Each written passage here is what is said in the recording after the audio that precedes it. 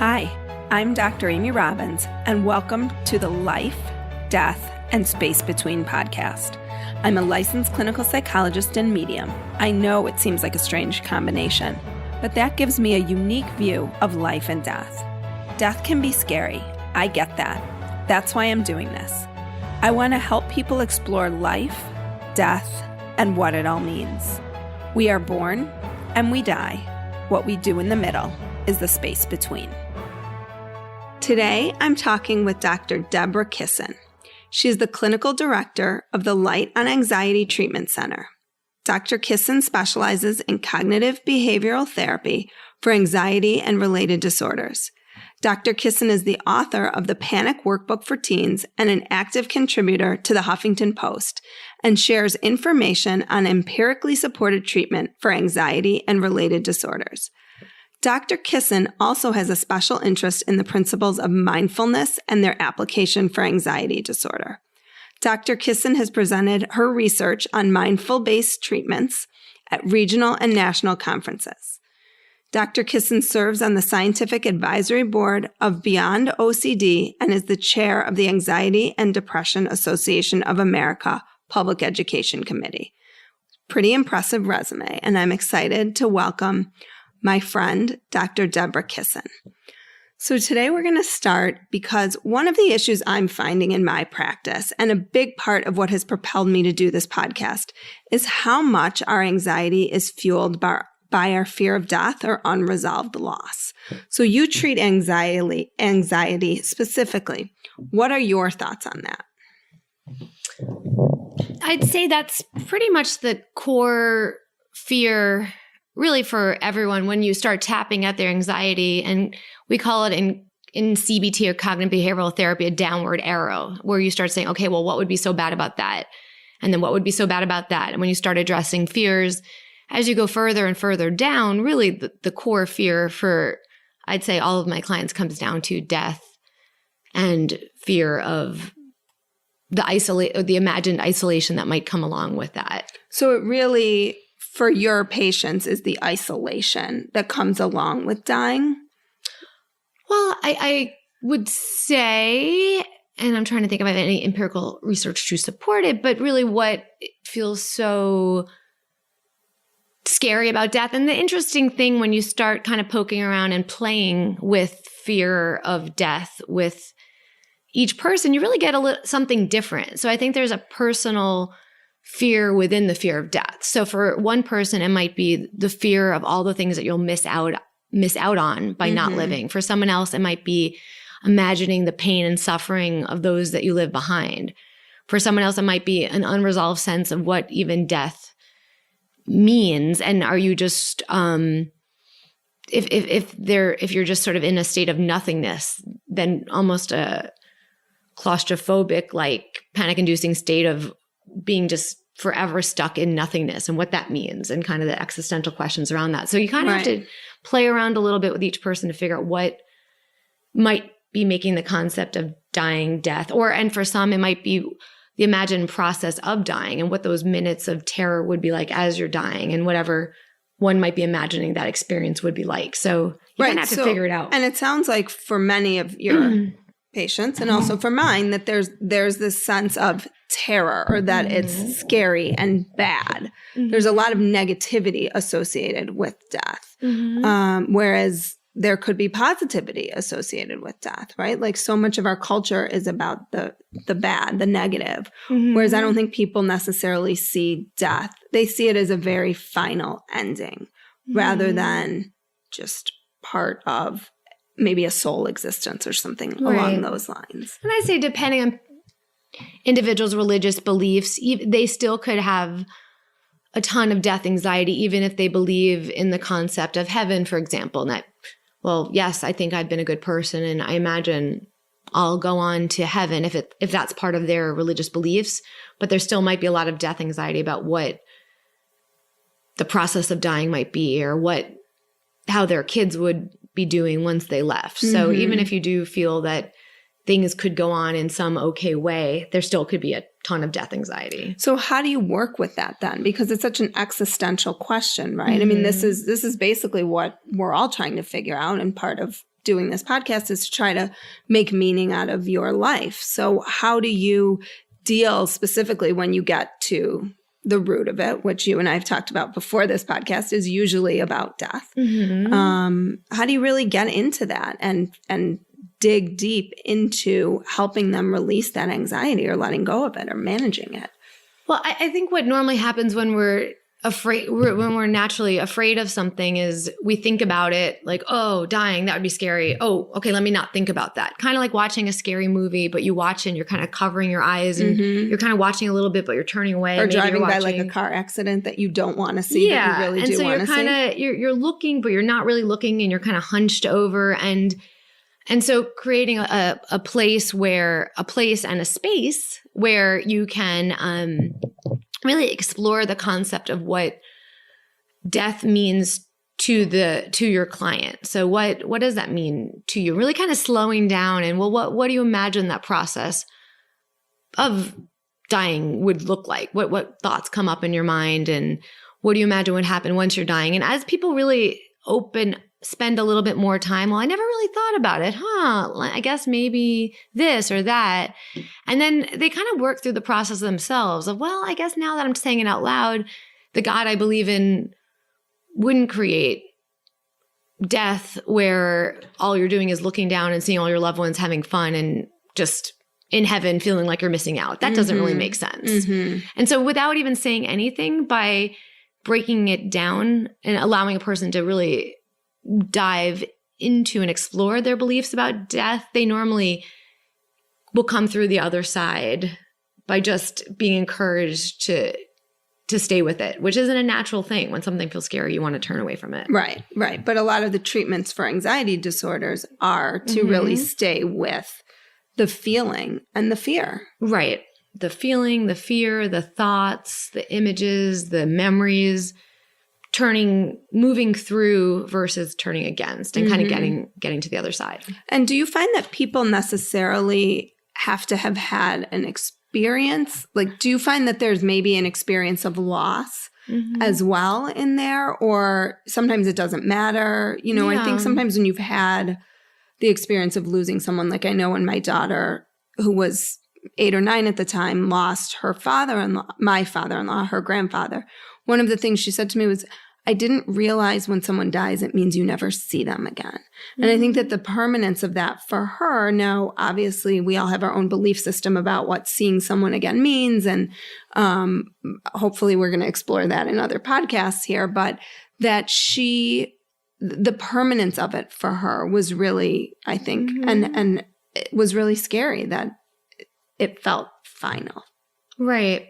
So I would say in my clinical experience, it could go either way, that maybe one had a traumatic experience with loss or death that wasn't processed and wasn't taken in a way that made sense and kind of got seared into the mind as something really terrifying in some way. Or maybe one hasn't really had any experience with death and therefore they haven't the reality of what it's like to experience the loss of a loved one. It's more the fears of what it would be like versus the reality. And actually an interesting study that I always point out to my clients and is people were asked how much would you pay to first they asked individuals who'd been in an accident and lost a leg in this study, how much they would be willing to pay to have never had that accident happen and to have their limb back. And then they asked individuals who'd never been in an accident and never lost their leg, how much would you pay to not ever have to lose your leg? And so the numbers were extremely different. From those who actually lost a limb said around $50,000, and those who it never happened to said maybe $500,000. So their estimate of just how awful it would be and how much they would do to try to avoid that happening were very much off. It doesn't mean it's a easy thing or it doesn't have its pain and suffering, but our minds predictions of how bad things are going to be are often magnified. Well, and what I don't know if this study took this into account, but did it? What were maybe the benefits since you've lost a limb? Mm-hmm. What have you realized? What have you recognized? Right? I think often in the face of loss and pain is our biggest growth. Mm-hmm. So I think that could be an interesting follow-up to that study. Whoever did it, you can reach out to them. I do need to find it because I quoted a lot and I haven't read it in a long time. But yeah, I think when we haven't experienced something, our imaginations can really take hold of how awful and how much it won't be a situation we will be able to survive. And that's rarely the case. Right. So there are so many existential issues that we don't have the answer to when it comes to death, although we can explore it. How have you personally come to understand death? Ooh. I know you sent me the questions ahead of time of what we're going to talk about. I really should have read them a little more carefully to be prepared for this. But okay, so the question of how have I personally explored or made peace with the concept of death? That is a very good question. And what's coming up for me, well, my mother passed away and my sister passed away. So I had to, and my dog passed away. So I've had quite a few intimate experiences with death. And what's coming up for me right now, when my mother was in a hospice and kind of one of her last few days, and a rabbi, I'm Jewish, and so a rabbi came by to visit.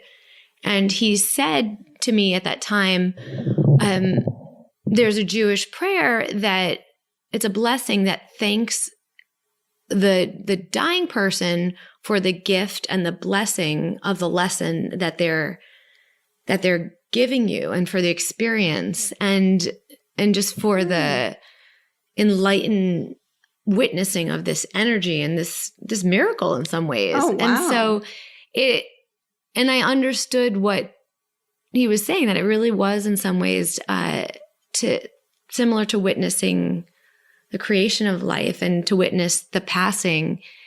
It felt to me like it put things into a full cycle and kind of shifted my feelings about birth and death. So it really was a gift that she gave me. And with some of these, because these are significant losses that you've experienced, what types of things have you explored personally, if you wouldn't mind talking about them, to help you kind of understand or come to terms or connect with your mom and sister and dog? Well, one of the things that I personally, I try to live fully in the moment and try to just really appreciate the gift of life and all that I have in those moments, and also having some faith. I think that the energy will continue on in some form. And I think I what was very helpful for me in understanding that, I did have a reading with my friend Amy, the licensed clinical psychologist and medium who's doing this podcast. And This isn't a plug. This isn't a plug. She's very, very modest about it. But she kind of did a reading and helped me come in contact in some ways with my mother and my sister. And it also strengthened my feelings of energy continuing on, and that their presence is still in my life in different ways. And was that the first experience that you had with that, or had exploring that? Or had you even thought about it before? No, I would say I'm a very practical person. So I'm not someone who, I would never say I don't believe in ghosts or I don't believe in many things. I'm kind of open to any possibilities. But I also don't spend a lot of time contemplating if certain entities, ghost spirits exist either. So I'm open to anything. I'm just not really waiting around for that to happen also. And what did you feel like in that experience shifted things for you?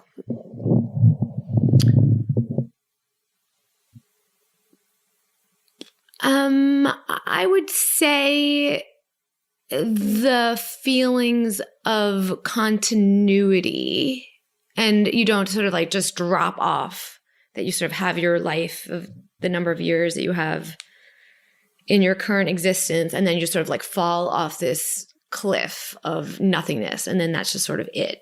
That just doesn't hold up anymore in my framework for understanding things. Did it shape it all the way that you practice? Practice my clinical practice.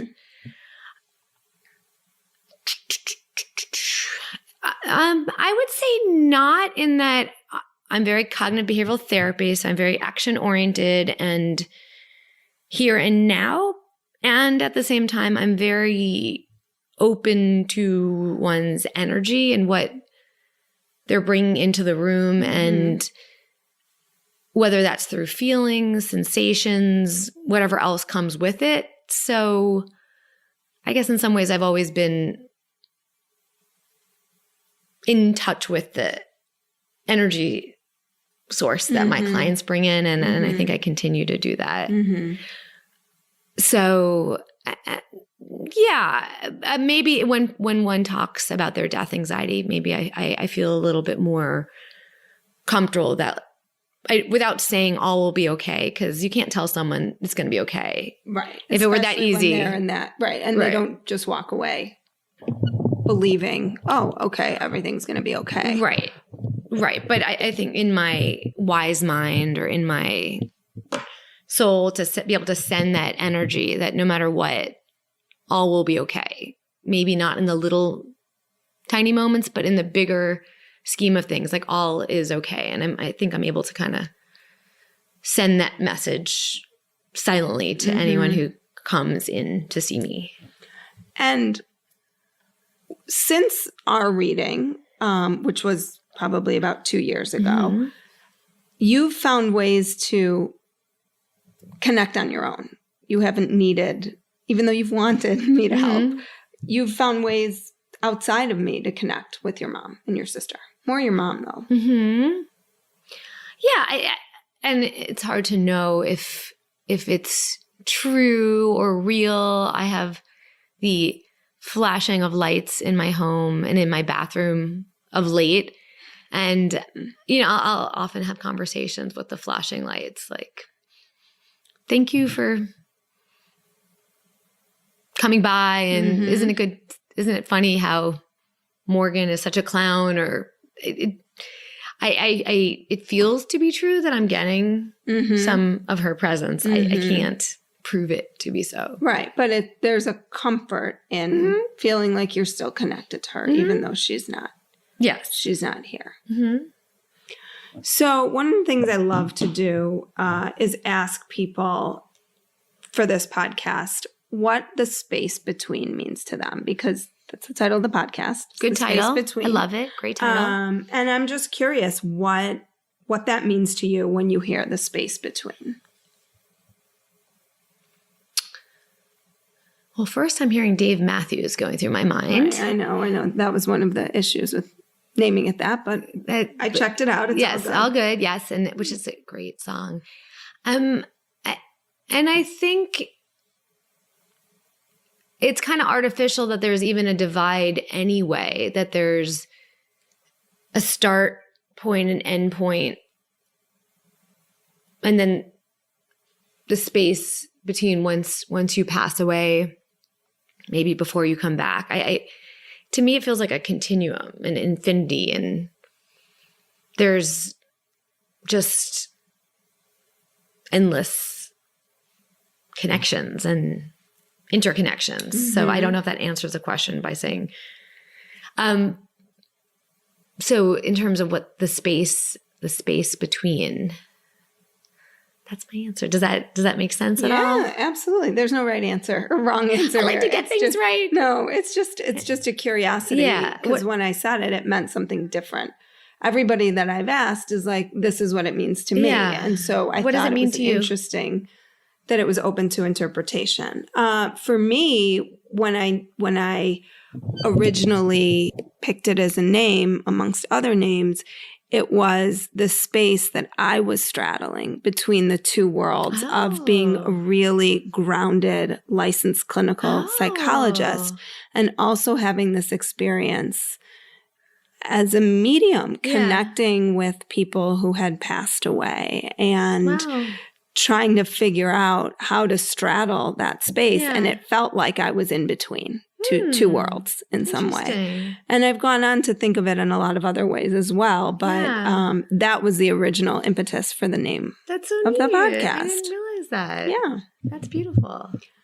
So I just want to thank you so much for coming in today and talking about this intense topic, but the goal of this is to make it a little bit lighter for people and not be so scared to be talking about death, because I think that there can be some play in the curiosity about it. And it certainly makes for interesting dinner discussions and, when you're out with friends, just talking about it and wondering about it. And I think I don't know if you find this in your practice, but a lot of healing comes through just the ability to play with ideas. Yeah. And to be open and curious about what else might be out there. And I think that's what, as a society, our approach to death is really lacking, that ability and concept of playing with death and the nuances of it and what it means. And so I think you're offering a really beautiful service that I think we all need a little bit more of.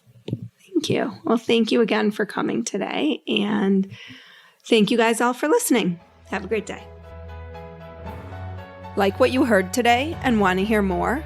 Curious about what comes next and what it all means? You can subscribe on iTunes. Just go to podcasts and find Life, Death, and the Space Between and hit subscribe. And you can follow me on Twitter and Instagram at Dr. Amy Robbins. Ask me any questions you might have, let me know what else you'd love to hear about, or just share your story. I can't wait to hear from you.